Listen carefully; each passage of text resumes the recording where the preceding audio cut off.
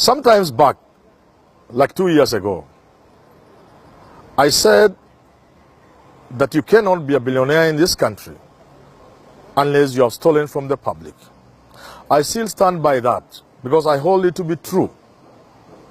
What I forgot to add was to ask the billionaire thieves in this country and the young men who are breaking themselves trying to become billionaires through stealing from the public. I forgot to ask them to read the book of Solomon. Solomon was a powerful king, more powerful than these small positions people are looking for in this country. You cannot compare yourself to Solomon. Yet with all that power, he said it was useless, vanity, chasing after the wind at the end of it all. He had many wives, hundreds of wives, as a symbol of power. Not like you who, if you are powerful, you have 2 or 3 wives. Yet at the end of it all, chasing after the wind, all vanity. He had property you can't talk about. He was a wealthy man.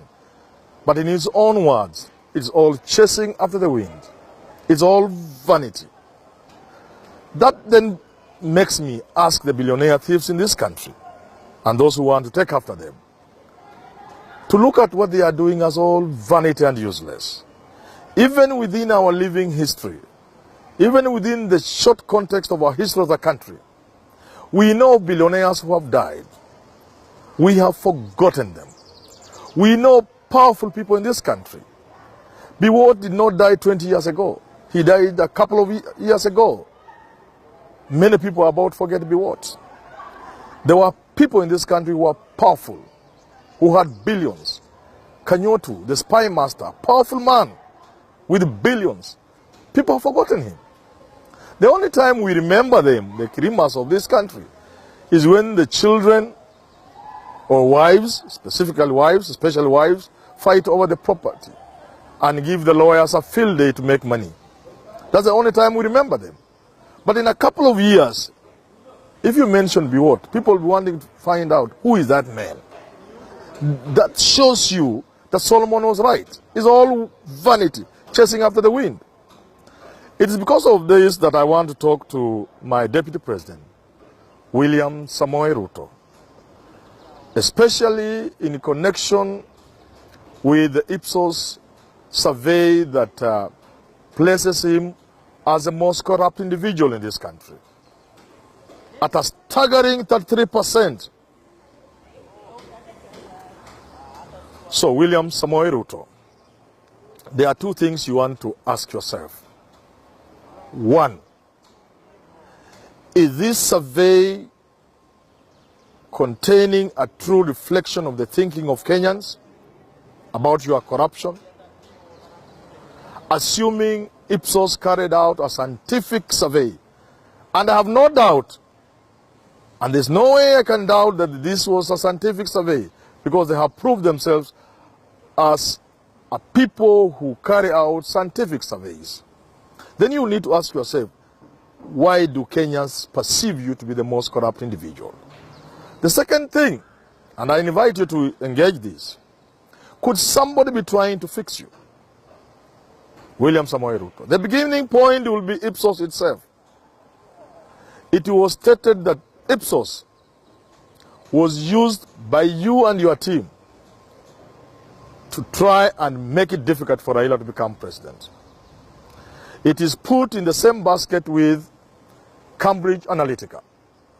Now, William Samoei Ruto, if it is true, if indeed it is true that Ipsos is working against you as you might want to think, and as you have said, then ask yourself, a tool that was used by you and your team to fix your opponent, if it is being used to fix you, who is doing that? I want to give you some solutions, because these are simple equation. Don't blame Raila Odinga like I hear you are saying, that he is responsible. That you are talking about people responsible for fixing you, using maneuvers such as Ipsos. You are wrong. Look for the blame where you could find it. The blame will be found with a person with the power to deny you the president, it can't be Raila Odinga. Now let's go back to corruption. William Samoei Ruto. If Kenyans perceive you to be corrupt, I want to break it down for you so that you understand why they may be thinking you are corrupt, even though you may not be corrupt. They are asking these questions. They are asking, how come they never had you working somewhere after leaving college, from where you could have risen to make money with which to get startup capital to go into business? How come they have never seen you grow a company to be able to generate billions? For example, move from mere chicken selling to value addition, perhaps processing the chicken. Then they are wondering, all of a sudden, you are at par with Manu Chandaria at billionaire level, an industrialist. These are the things that are making them perceive you as corrupt. They are saying, look here, a man who moves around with millions every week, where did he get this money from? They are saying, as a young man, you moved to Karen, where do you get the money from? And like I say, they could be wrong, but these things are about perception. So, my deputy president, worry not, because if God is on your side, and if hard work is what has given you your property, worry not. But again, the one final question that people are asking, how hard, Mr. Ruto, how hard should somebody work hard? How hard is that hard? To raise you from nowhere to a billionaire. How hard? People want to know. Some Kenyans want also to become billionaires.